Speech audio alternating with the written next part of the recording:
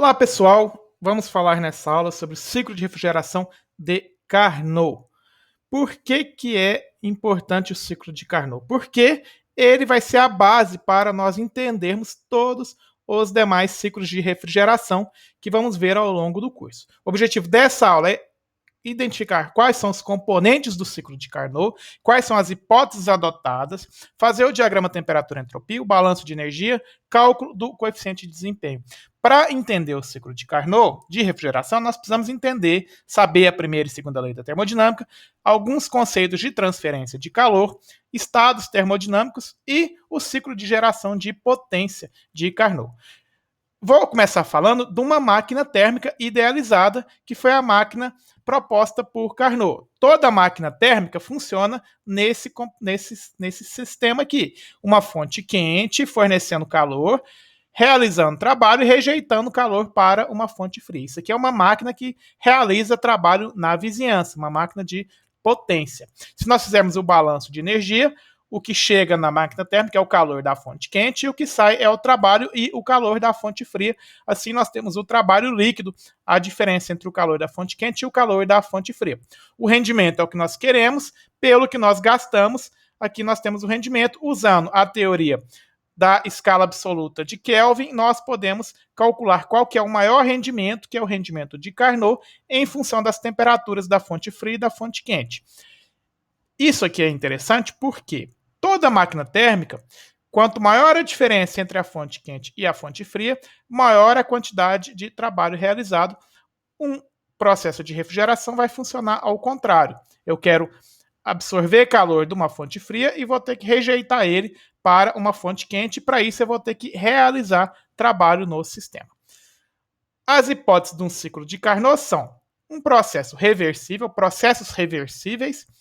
A máquina térmica, portanto, é isoentrópica, ela não tem geração de entropia nem destruição de energia.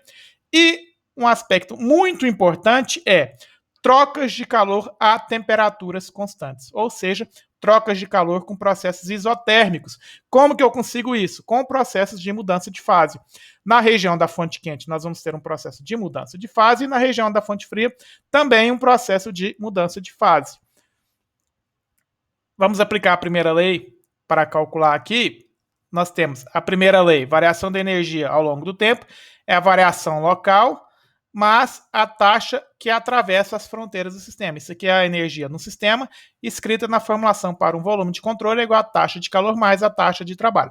Considerando regime permanente, desprezando força de corpo, considerando força de superfície apenas a pressão, nós podemos transformar essa equação aqui para regime permanente nessa equação aqui que dá a variação da energia interna, mais a variação do termo de trabalho de fluxo, pressão vezes volume, variação da energia cinética e potencial igual ao calor mais trabalho. Nós vamos desprezar a parcela da variação de energia cinética e potencial, são parcelas muito pequenas. Nós podemos escrever que o calor mais o trabalho é a variação da entalpia, ou seja, qualquer máquina na parte de calor ou a parte de trabalho vai ser calculado como a variação da entalpia na sua máquina. Vamos definir, então, como é que funciona uma máquina de Carnot para depois entender o processo de refrigeração de Carnot. Nós temos uma fonte quente, que vai ser a caldeira. A máquina precisa realizar trabalho, sai de uma fonte quente e vai para uma fonte fria. Se nós olharmos o diagrama temperatura-entropia, o domo do vapor, região de líquido saturado, vapor saturado, à esquerda do domo aqui, líquido comprimido, à direita do domo, vapor superaquecido e na região interna aqui, uma mistura de líquido mais vapor. Então, nós estamos num processo de mudança de fase na caldeira. A temperatura elevada. Aqui a temperatura elevada. Qual que é a maior diferença de temperatura que a gente consegue ter sem ter mudança de fase? É sair de um ponto de líquido saturado para vapor saturado. Então, aqui é o processo na caldeira. E aí nós vamos fazer uma expansão na máquina térmica. Vou cair para uma temperatura baixa. Aqui nós vamos precisar, então, de uma turbina isoentrópica, vai sair de uma temperatura alta, pressão alta, para uma temperatura baixa, pressão baixa, isoentrópica. Agora nós vamos rejeitar calor na fonte fria, com temperatura constante. Então, temperatura constante, eu vou fazer um processo de mudança de fase, uma condensação, saindo aqui do ponto 2 para o ponto 3 e precisamos fechar o ciclo. O ciclo, por definição, é um processo cujo estado final é igual ao inicial, então nós precisamos voltar para aumentar a pressão aqui e a temperatura. Vamos fazer isso com uma bomba, porque nós temos aqui mais líquido do que vapor. Idealmente nós teríamos só líquido, mas aqui no ciclo de Carnot nós estamos aqui com uma mistura com mais líquido, com título baixo. E aí a gente tem o nosso ciclo de Carnot. Mas professor, eu quero estudar ciclo de refrigeração. Por que você está falando da máquina térmica? Porque a máquina térmica vai fazer o sistema de refrigeração vai fazer o contrário da máquina térmica.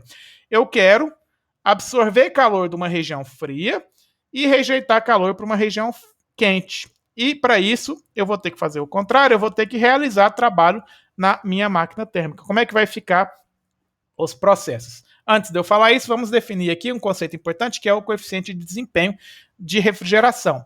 Na máquina térmica, a gente define o rendimento, que é o que eu quero pelo que eu gasto. O que eu quero é o trabalho e o que eu gasto é o calor na fonte quente. Nós já vimos que podemos escrever isso em função das temperaturas para uma máquina ideal, o máximo rendimento possível. Já no sistema de refrigeração, o que eu quero é o calor na fonte fria. É o que eu quero absorver de calor na região de energia, aqui na região da fonte fria.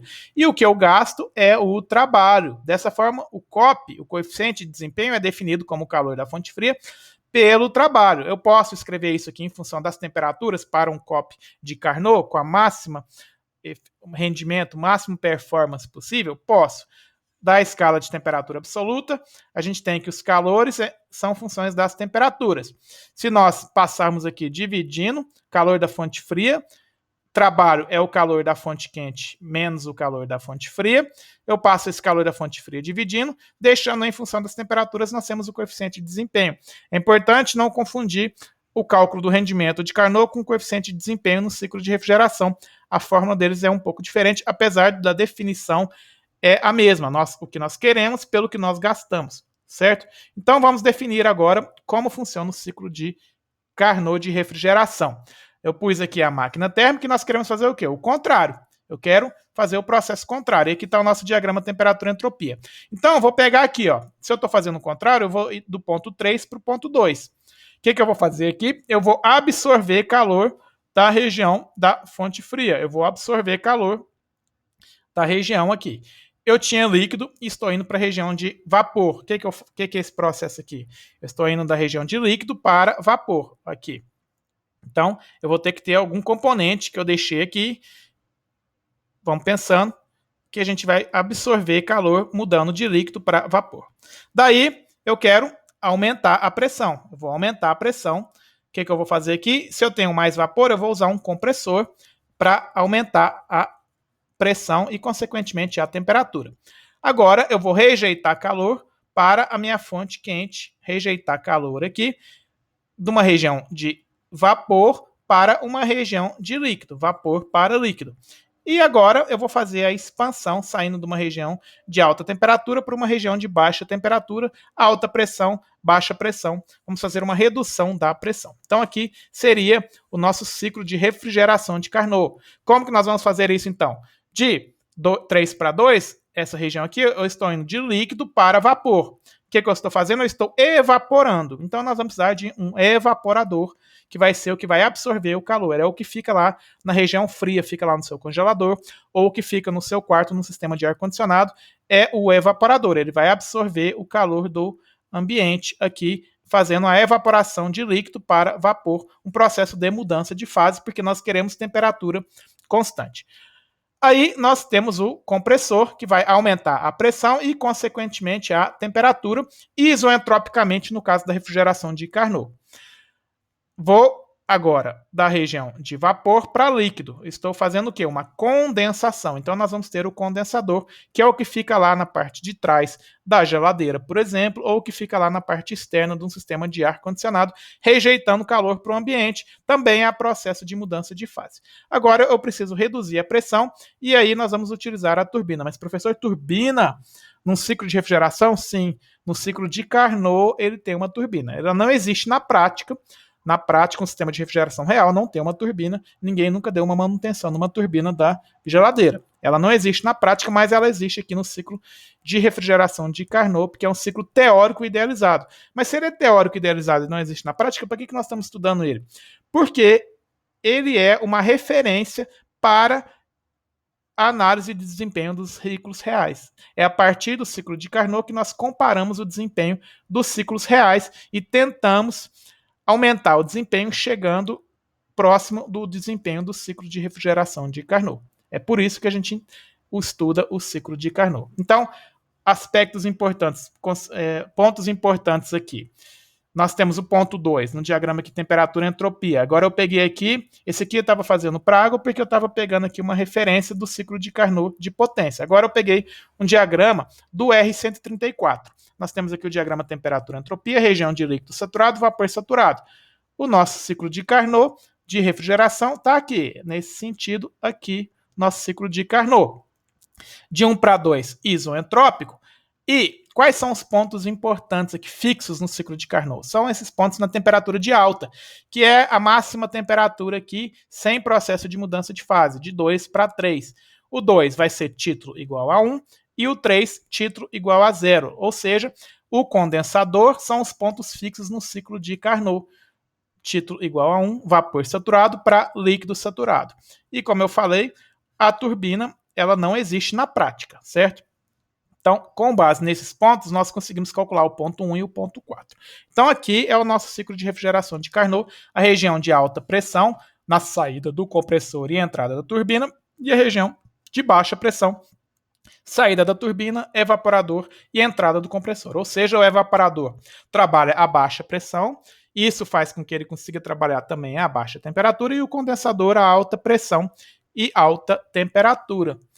Como que a gente calcula, no final das contas? Aqui o procedimento de solução é o mesmo procedimento que você adota para qualquer ciclo. É sempre importante você organizar as informações. Primeira coisa que você faz, depois que você desenha os componentes, identifica os estados termodinâmicos. E aqui eu reenumerei com a saída do evaporador e a entrada do compressor como o ponto 1. Por quê? Porque é mais cômodo aqui numerar a saída do evaporador. Questão de comodidade, você pode numerar da forma como você quiser.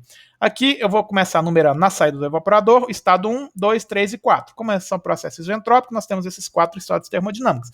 Daí a gente lista as pressões. Pressão aqui vai ser a pressão de baixa, pressão 1 é a pressão de baixa, pressão 2 é a pressão de alta. A pressão 3, o condensador, a gente considera com pressão constante, é um trocador de calor e a gente considera a variação de pressão desprezível aqui, e o evaporador também a gente considera uma variação de pressão desprezível. As temperaturas estão associadas a essas pressões. A linha de pressão de baixa está aqui, ó, e temperatura de baixa, nós temos a temperatura da fonte fria, e a linha de pressão de alta, temperatura da fonte quente, 2 e 3, 2 e 3 e 1 e 4 aqui. Então essa aqui é a temperatura da 1 é a temperatura baixa, vou pôr aqui ó, a temperatura da fonte baixa, o 2 é a temperatura da fonte alta, o 3 é igual a 2, ou seja, a temperatura alta, e o 4 é igual a 1, temperatura baixa. O importante aqui é os títulos. Os títulos vão permitir a gente calcular a entalpia e a entropia. A gente define o título no ponto 2 como título igual a 1, título igual a 1, e no ponto 3, no condensador, a saída do condensador como título igual a 0. Então eu coloquei aqui 1 e 0. Por quê? Porque se o título é igual a 1, aqui é vapor saturado e entalpia e entropia de vapor saturado, e o título igual a 0, entalpia e entropia de líquido saturado. De 1 para 2 é isoentrópico, ou seja, a entropia é a mesma, e de 3 para 4 também é isoentrópico, a entropia é a mesma. Com a entropia 1 a gente calcula o título 1, consequentemente, a entalpia do ponto 1. Com a entropia 4, a gente calcula o título 4, consequentemente, a entalpia 4. Essa coluna das entalpias é a coluna que nós queremos no final das contas. Por quê? Porque agora vamos calcular os calores e os trabalhos. Como? Lista todos os seus componentes, faz uma coluna aqui do calor, e aqui eu estou especificando calor específico por unidade de massa, e trabalho específico.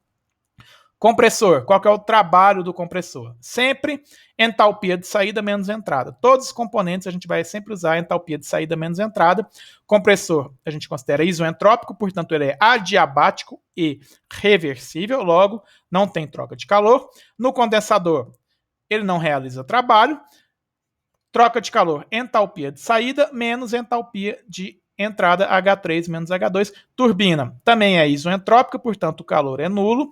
Entalpia de saída menos entrada é o trabalho, e o evaporador não realiza trabalho, entalpia de saída menos entrada, a gente faz a somatória do calor líquido e do trabalho líquido. Uma coisa importante é que a variação de energia no ciclo tem que ser nula, ou seja, a somatória do calor mais a somatória do trabalho líquidos tem que ser igual a zero, ou esses valores têm que ser iguais em módulo. Se não for, você cometeu algum erro nas contas. Mas aqui eu especifiquei em calor específico, e se você quisesse em quilowatts, o que você faz? Se você multiplicar pela taxa mássica, e nesse caso aqui a taxa mássica é a mesma para todos os componentes, quilojoules por quilograma vezes quilos por segundo, que é a taxa mássica, nos dá quilowatts. Ou seja, se a gente multiplicar cada um desses componentes aqui pela taxa mássica, a gente vai ter os valores em quilowatts. Nesse caso aqui, a taxa mássica é a mesma. Nós vamos ver mais para frente em ciclos mais complicados que a gente pode fazer essa divisão da taxa mássica, e aí é importante você calcular aqui com a energia total. Nesse caso, tanto faz aqui, não importa, porque a gente não está fazendo a divisão da massa. Então, eu posso calcular aqui com calor e trabalho específicos. A capacidade de refrigeração é um valor importante, que é o quê? Quanto de calor a gente consegue absorver da fonte fria, que vai ser calculado como a taxa mássica vezes o calor no evaporador. Calor no evaporador aqui, calor específico no evaporador, vezes a taxa mássica, a gente tem a capacidade de refrigeração. E o COP, coeficiente de desempenho, é o que eu quero, que é justamente o calor no evaporador, pelo que eu gasto, que é o trabalho líquido. Por quê? Porque a turbina que realiza o trabalho, ela fornece esse trabalho para o compressor, e claro, não vai ser o suficiente, a gente vai ter que ter também um trabalho a mais aqui para fornecer para o compressor o trabalho líquido, né? Essa diferença entre o trabalho da turbina e o que o compressor precisa para trabalhar. A gente tem o trabalho líquido, que é o que eu gasto efetivamente. Assim, a gente tem o coeficiente de desempenho no ciclo de refrigeração de Carnot, certo? Isso aqui é muito importante para vocês entenderem e poderem compreender o ciclo de refrigeração real, o ciclo de compressão de vapor, ciclo de refrigeração por compressão de vapor. Se vocês entenderem o ciclo de Carnot, vai ficar mais fácil entender o ciclo de refrigeração por compressão de vapor. Na aula que vem nós vamos fazer um exercício e depois a gente vê como transformar o ciclo de Carnot no ciclo de refrigeração real. Dúvidas e sugestões deixem aqui nos comentários. Até a próxima aula.